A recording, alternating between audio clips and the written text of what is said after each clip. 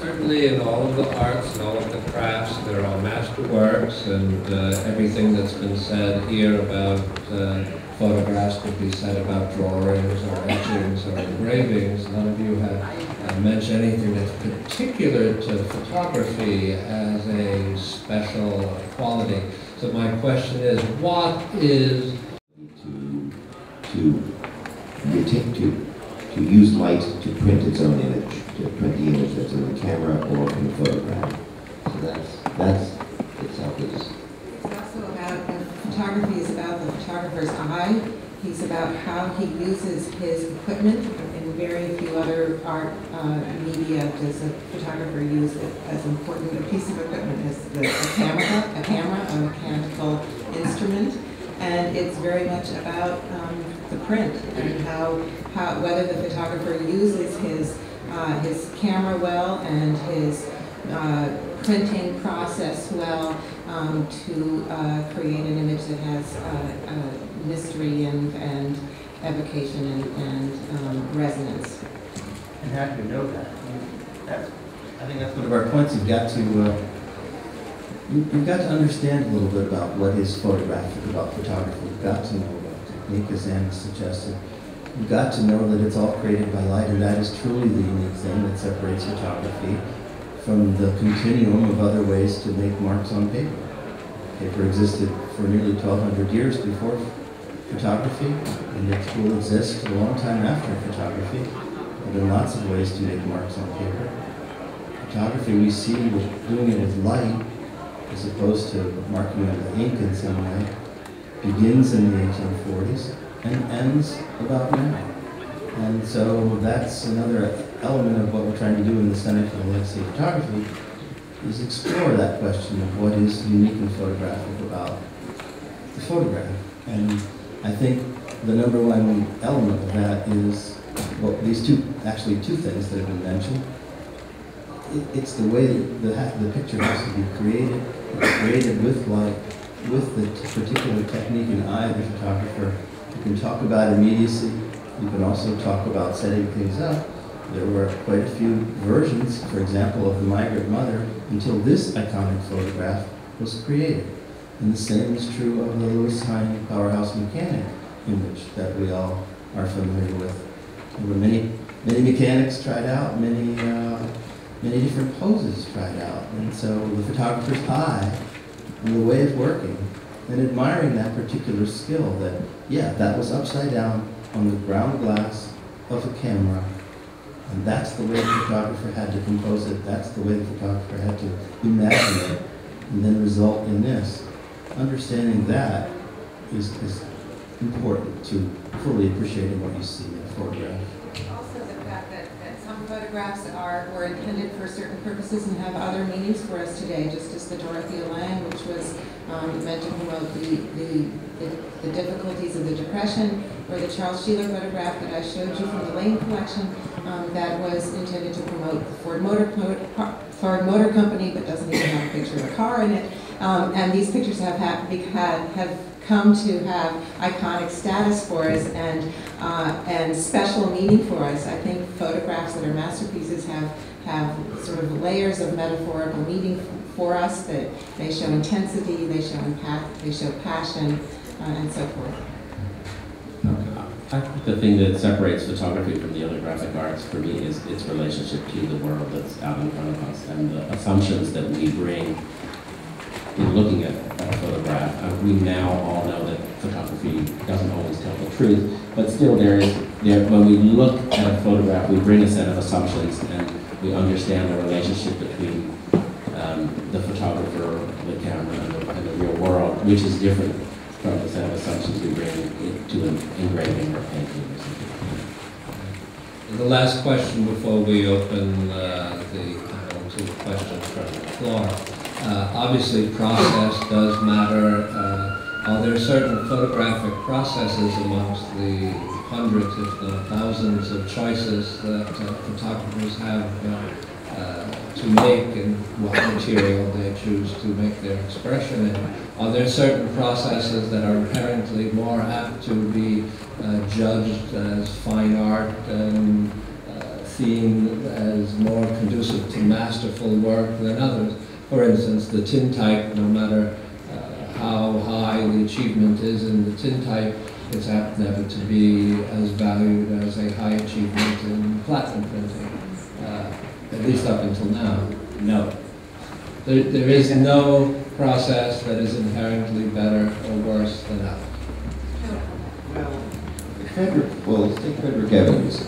He himself considered the lantern slide to be his preferred means of communicating his photographs.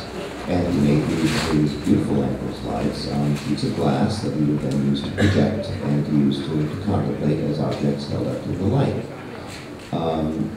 Whereas today, and we look at his photographs and we have various hierarchies. We've got these lantern slides, yes, we also have silver prints and we have platinum prints.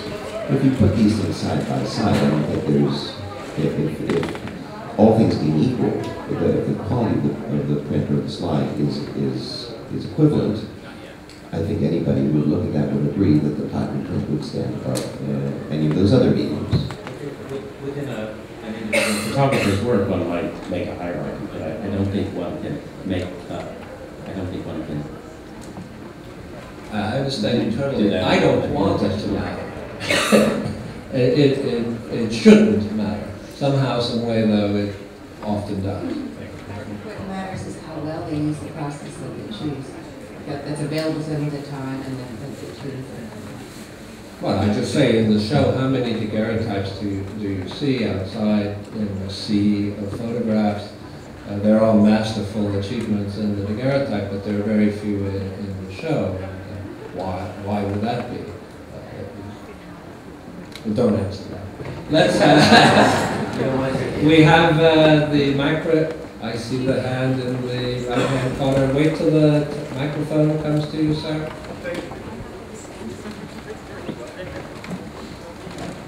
Hi. It wasn't really discussed in the conversation, but in your initial comments about a lot of the images, you talked about the context of how the photograph was created. For example, Watkins' image, the effort that was required excuse me, to create the photograph being relevant to its master status.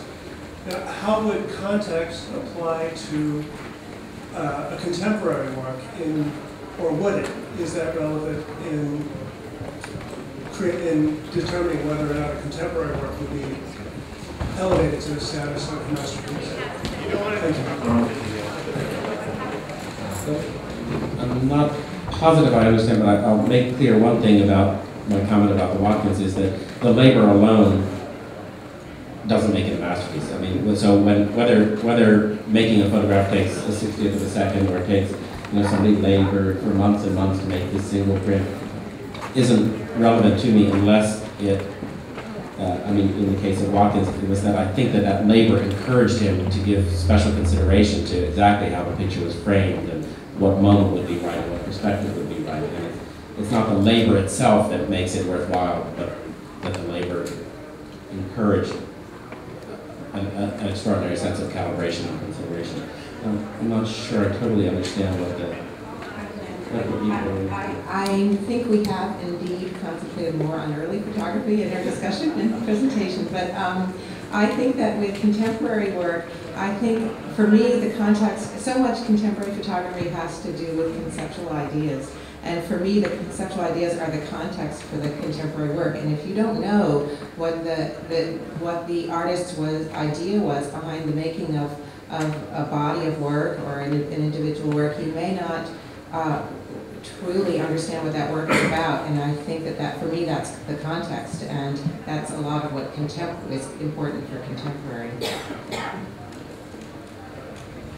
And on this side, you want to wait? I think I can project. Try it. It's a build on to the question that was just asked, because several of you obviously deal with contemporary and modern photography. More than half the show is that. I'm curious, if we were to bring in 6 or 8 of the photographs that are contemporary or modern, would you apply the same criteria in terms of, you've mentioned context, would you apply the same criteria in terms of process, quality, and so on? Or would there be some modifications that you would make in looking at more current photography?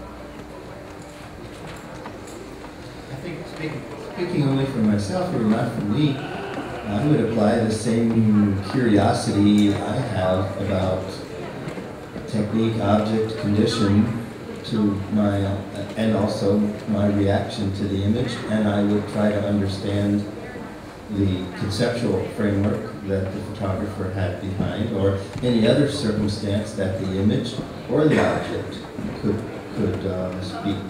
speak about. And I think we always do that with every graphic that we see. We let both the image and its content and everything else we know about it, we know about its intentions, we know about its effects, speak, and we also let the object speak.